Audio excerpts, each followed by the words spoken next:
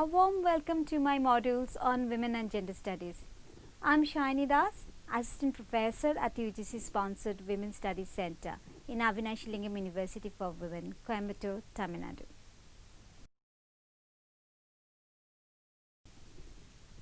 Today, I am going to introduce you to Women's Studies and its principal concepts. In the words of Neera Desai, the pioneer of Women's Studies in India, Women's Studies is a pursuit in itself that aims to widen the horizon of knowledge understanding about men and women together. Therefore, Women's Studies is not about women alone, but it is the study of women in relation to men in the society. In this module, we are going to learn the core concepts of Women's Studies. The first and foremost concept is sex versus gender.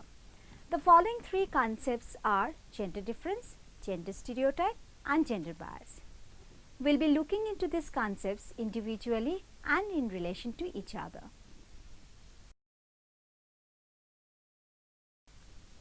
The objective and learning outcome of this module on gender differences, stereotypes and bias will be to introduce biological, sexual and socio-cultural differences between men and women, to point out gender-based stereotypes of identity and roles created by society, and to develop understanding of inequality between sexes in reality.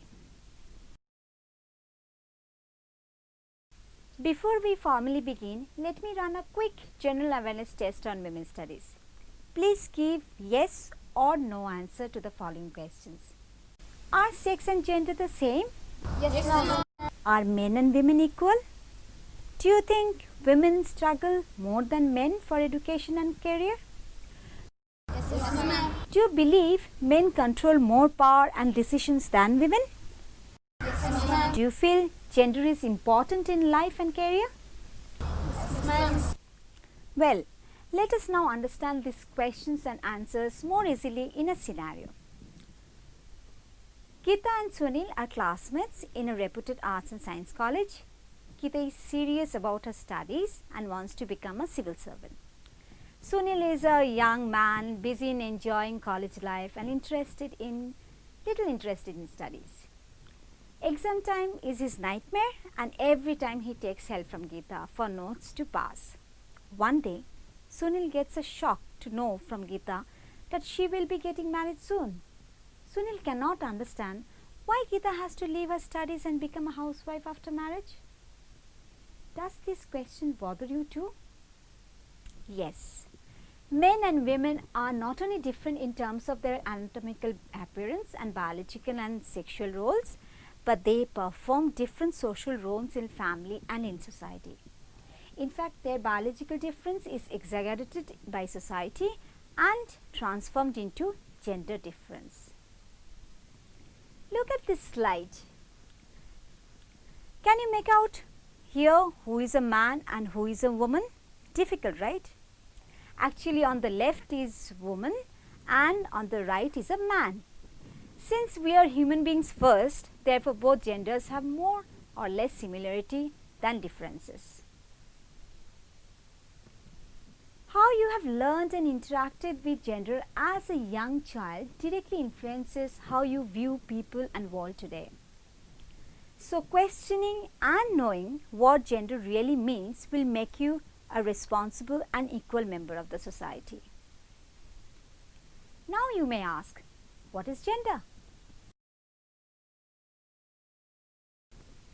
Gender is a wide set of characteristics distinguishing male and female.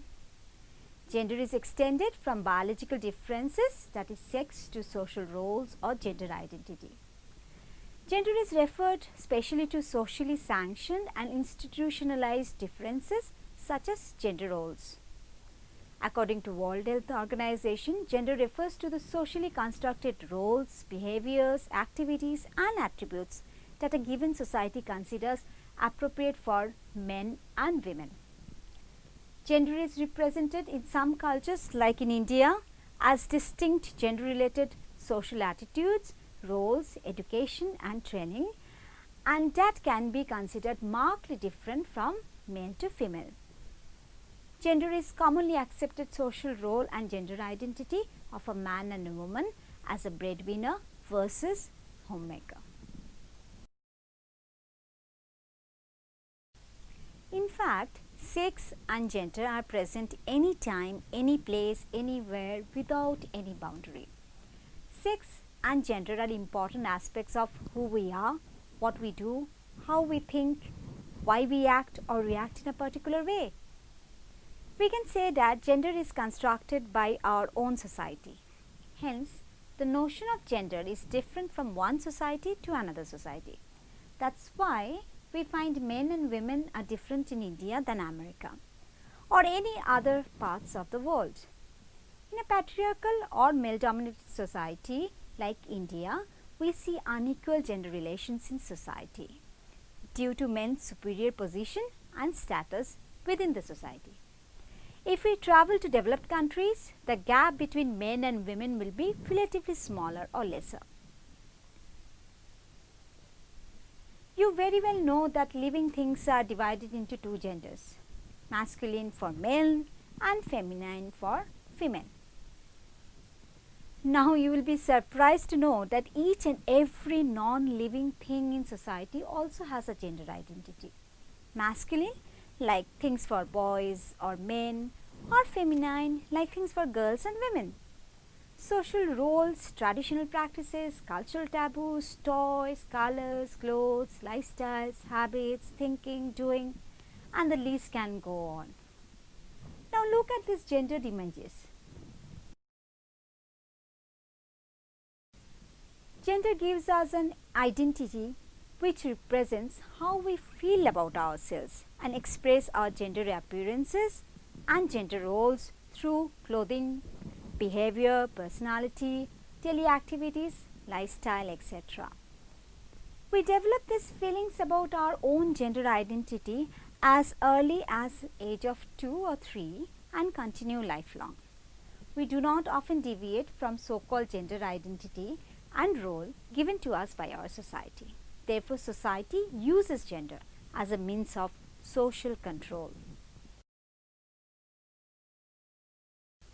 Have you ever wondered how most of the boys' favorite color is blue? Why girls' favorite color is pink? Why boys feel and act differently than girls? Why men and women perform different roles? Think about your own family. What your father and mother do every day. What your brother or sister does every day. Do you find any difference in them? Do you find similar differences between boys and girls, men and women in your neighborhood, community and society? Can you now understand why we as a gender group view and behave commonly in society? Take a look at this animation. Sex and gender are therefore very much part and parcel of our life. Yet, we do not question sex or gender, but we take this for granted and act according to the prescribed social norms. Gender differences are observed in all aspects of thoughts, perceptions, behavior, and practices of men and women. But not all differences between men and women are real. Some differences are fabricated by society. Men and women are therefore artificially differentiated from one another through the means of physical appearances, hairstyles, clothes, interests, characteristics, languages, speeches, gestures, roles, activities, lifestyles, stereotypes, and etc. Let us understand the gender difference in terms of the characteristic of masculinity versus femininity as accepted in society. Take a minute and compare and contrast the words used for the both genders.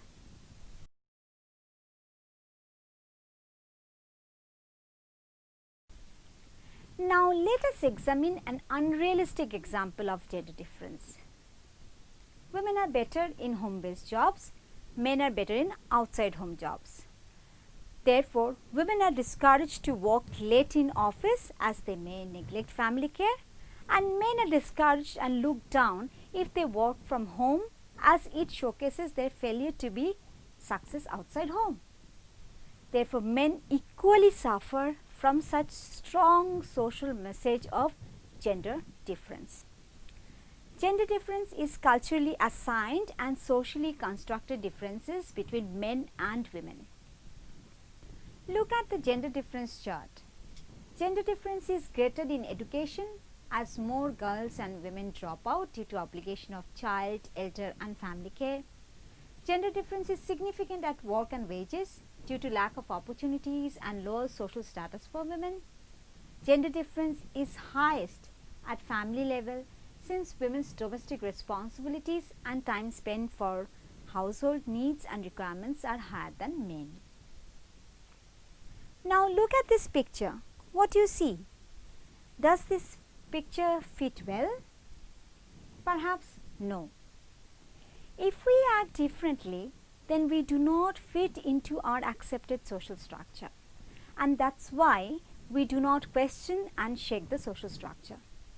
The goal of women's studies is to bring out the hidden problems in structures of society for discussion, critique and challenge, not to ignore.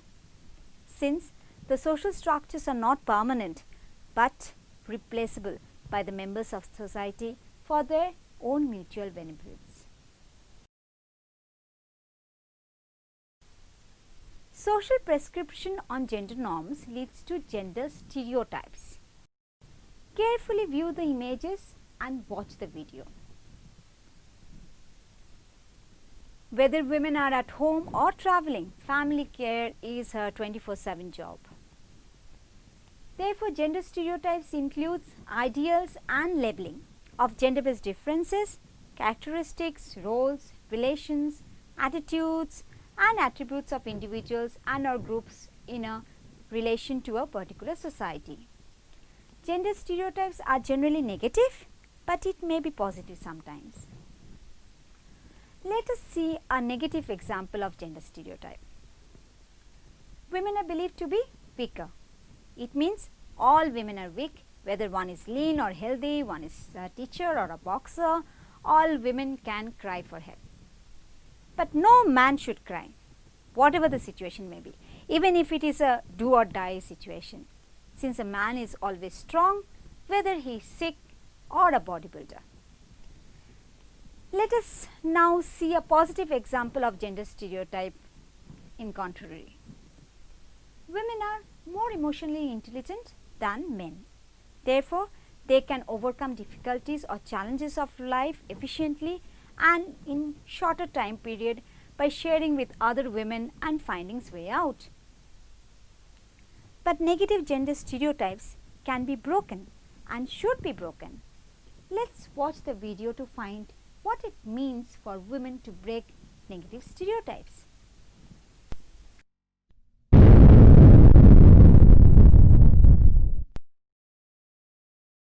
I don't cry, I try. I can take care of myself. I want to study and work abroad. I am a leader, not a follower. I love maths, I top the class. Play sports, I am a dancer too. However, we know that society creates a vicious cycle of gender stereotypes, and it is very hard to physically and mentally come out of the cycle. Vicious cycle of gender stereotypes creates another vicious cycle, the cycle of gender bias.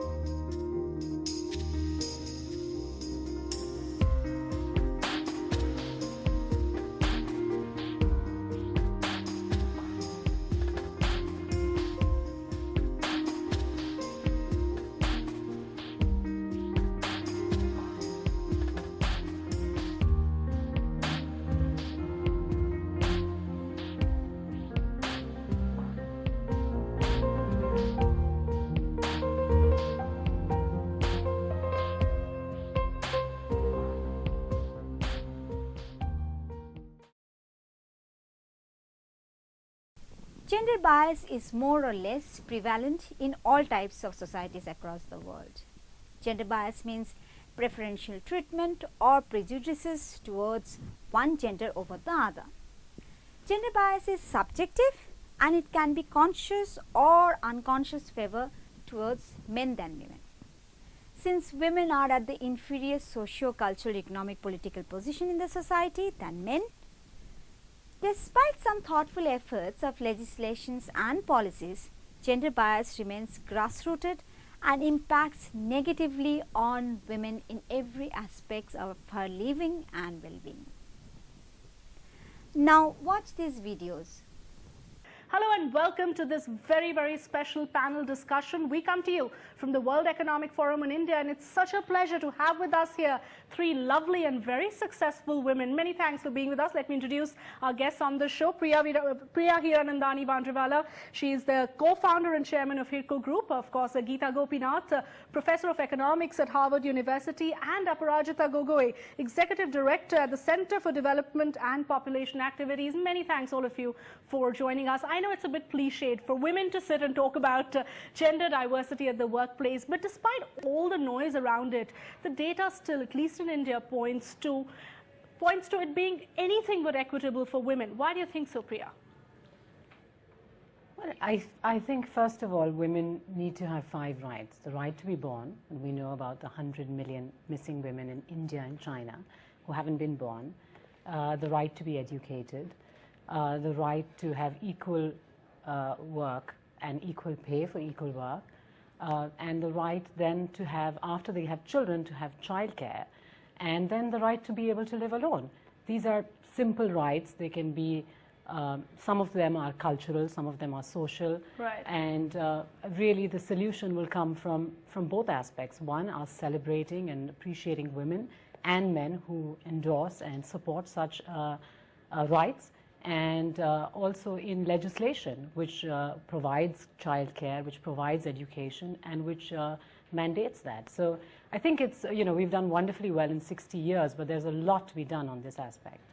Geeta, you're someone who makes all Indians proud. You've done wonderful work in the area of academics. Academics is an area which is seen traditionally as something that comes naturally to women. Would you agree with that? Are there a lot of myths, perceptions associated with the kind of professions that women really take up? I mean, I come from an institution which is a research-based institution. So Harvard University is an educational institution, but it's also a strongly research-based organization. And actually, the representation of women there is very small. So for instance, in my department, we have about 40 senior faculty, of whom 2 are women. That's it, 2, okay. 2 women, and right. that includes me. Right. So it's a very small number of women at that level. Now, when you have the perception that women are more, you observe more women in academia, comes from the kind of the teaching profession, which is the schools and the which are purely teaching and jobs. Is it a more India-based phenomena as well? No. I think that's true everywhere, even in the U.S. and in any part of the world. If you look at schooling, women do make up a big chunk of the teachers, so it's not one of those underrepresented sectors. But if you go higher up and you start looking at universities and you look at positions that are research-based, that is a steep drop-off. You hardly see any women, especially in economics or in the sciences. You hardly see any women at top academic positions. Is it the whole work-life balance issue that perhaps prompts more women to take up professions that are a bit easier? It's true, yes. And is academics easier is my question also. Yes, so this again comes down to the dichotomy between whether it's a teaching institution or a research institution. Right. So if it's a teaching job, then it's certainly true that you have the flexibility, you get the vacations that the students get, and you get a lot more flexible work day. But if you're in a research institution, which is where I was, you work 24/7 basically. You're doing research all the time. It's publish or perish. And there again, you can see why it's biased against women, because it becomes harder for women to do that, because women at my age are typically married, and if you're married, you're typically married to men who also have serious jobs, and they typically find it hard, to balance, and it becomes very hard to balance family life and work life. So once that happens, once you're in a job that requires a lot of your time, women find it harder because you tend to be married to people who also are in jobs that are very demanding, And it is a unlike reality men. we should accept. It's something we shouldn't try and run away from. Aparajita, it is true we keep talking about women's rights, equality at the workplace, gender diversity, but we have to face it. If women do have dual roles in society, we will see a lot of them taking a backseat and ensuring that they can be in professions that give them that extra flexibility. Or do you think those are just stereotypes that are here to change now? See, I agree that we do talk about and actually practice gender diversity, but I want to take you a little back, 2 steps back. You look at what's happening in Indian society. You may have 4% representation, 10% representation. It doesn't really make a difference if girls and women are not empowered in the true sense of the term. You may have an HR manager who's heading your whatever committee, the gender sensitive committee in the organization, but if he goes back to his house and he expects his wife to do some very gender stereotype roles, if he wants to invest more in his son's education and not in his daughter's education because he Is that thinks still a reality in most of India? yes, It is. in at least 80% of India, that's still a reality. If you go to rural India, look at cultural practices. Right. We talk of women and nutrition. Mothers, bahus in the house eat last and least. That's tradition. Nobody's talking about theories of gender empowerment when that practice is being, actually carried out in families like yours and mine. Unfortunately, gender bias is still a hardcore reality in India. Now, concentrate on the gender bias indicators here. These statistics give us a clear representation of women's status vis-a-vis men in Indian society. Let us now find out what Indian women think about gender from few videos.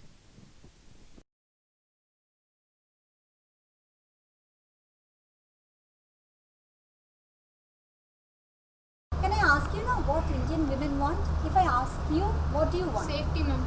Education, Safety, ma'am. education, Individuality. individuality, Freedom. freedom, Decision making power. decision making Confidence. power, confidence. Very good. That's excellent. Like, I think, this gives an idea about what Indian women want. Thank you so much. Thank you, ma'am. At this juncture, it is timely to drive a change towards gender equality and equity. Being open and understanding and changing attitude will make difference in our mindset about gender. Now let me sum up the first module on gender differences, stereotypes, bias.